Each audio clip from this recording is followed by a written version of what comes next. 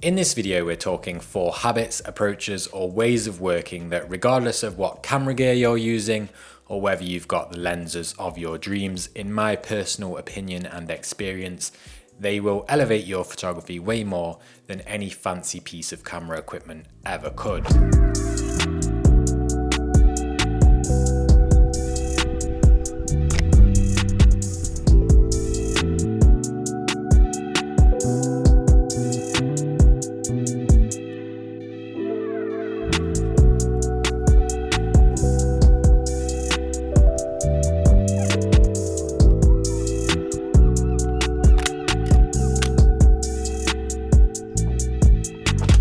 First off, we've got blending genres, and I've put this one first because I'm still working really hard on it right now too, and personally it's probably the best photography advice I could give anyone as of right now. This is where you take and pick out typical characteristics of one genre of photography and stuff that you like from that genre and carry it around in your back pocket and try and utilize it within other genres of photography too. In my case, I tried to carry over elements that I love from street photography, such as unstaged spontaneous moments and real life happening in front of me, and I tried to carry the love of that from street photography over into nature and landscape photography. Rather than just searching for and photographing huge dramatic landscapes that almost have a bit of an untouched feel about them, a lot of what I'm looking for now when I'm doing landscape photography or taking photos out in landscape, shall we say, is the human interaction with nature and landscape, signs of human life, the way that we affect nature,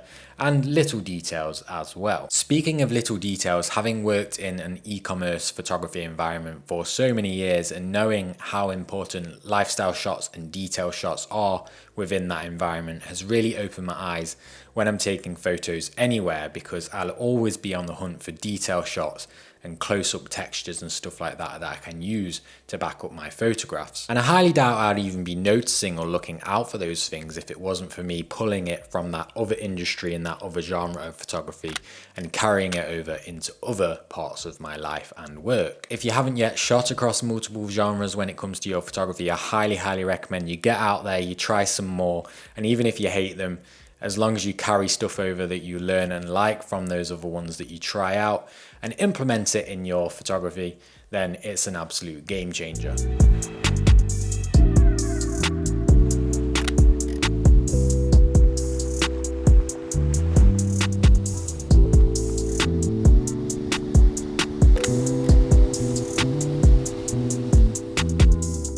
The next habit that has improved my photography a ridiculous amount is making sure I photograph something new every single week. And now obviously that can be a brand new location, but it doesn't have to be, because we might run out of locations. I'm definitely at a location shortage right now with my photography, but it could just be one new photo that you take, something new, or failing a new photograph or a brand new location. Sometimes I just revisit somewhere that I have not been for years and years. A bit like the photos and footage you're seeing throughout this video, I have been to that location before, but it has been many years since I have been there. So last week, when I didn't really know where to go or what to photograph or something new to do, we decided to take a little road trip down to the North Yorkshire coastline. For me, this is the absolute main #1 way to keep your creative spark when it comes to photography new and fresh. If you're anything like me, you'll get a little bit bored and frustrated with locations after you've visited them 2 or 3 times. Of course, I do revisit spots all the time, regularly, but I try to make sure that there's been quite a big gap in between when I last photographed it.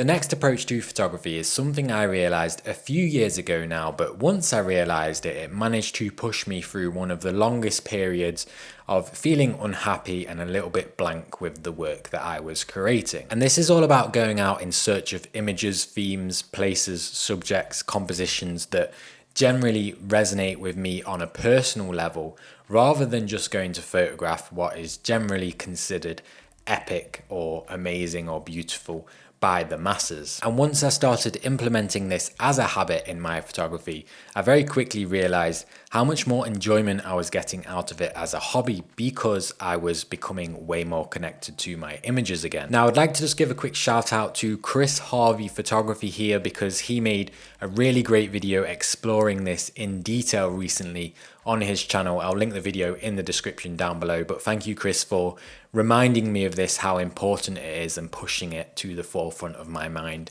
with your video. So in my case, for the most part, I've kind of stopped, or at least massively slowed down, searching and hunting for scenes that are considered epic, moody, dramatic, vibes, tones, all the buzzwords. And instead, I started really diving into the history of places, industrial heritage, ruined buildings, places and little corners of the world that have a real deep story behind them. Whether it be a pier that's in risk of demolition that has hundreds of years of industrial heritage tied to it, or a location that plays a major role in my childhood due to the memories that were created there with my family. Granted, I don't always come away with images that other photographers are going to find amazing, but for me, as long as I feel connected to them and I feel like they belong to me when I look at them, then for me, that's what warrants using one of these little electronic boxes with a piece of glass attached to it.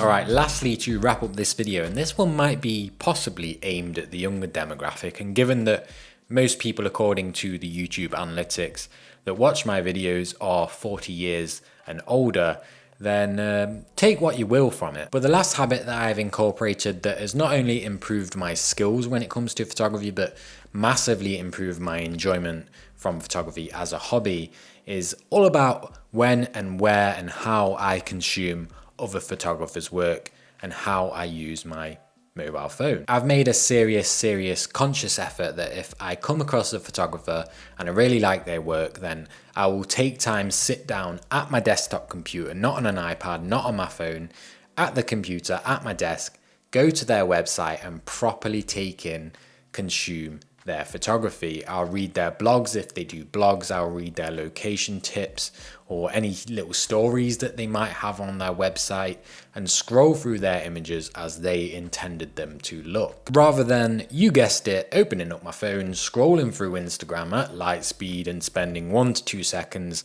on each image, and just before I know it, I'm on a reel of somebody fighting a panda. And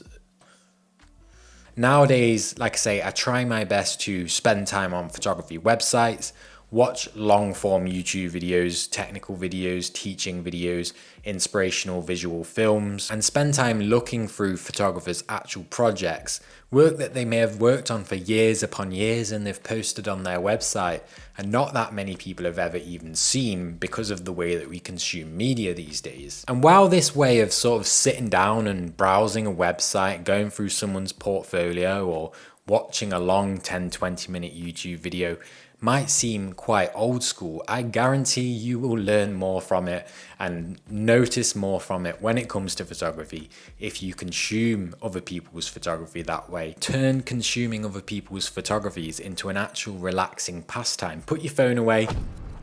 Bit of a ramble that one, wasn't it? Right, I've got to go and walk the dog now, so thank you so much for watching. Incorporate these 4 points into your photography, or at least give them a try, and I can pretty much guarantee you will learn and gain more from them than a new lens could or a fancy new camera upgrade ever could. Thank you so much for watching. I'm going to link a video for you to watch next right here, and as always, I'll see you in the next one.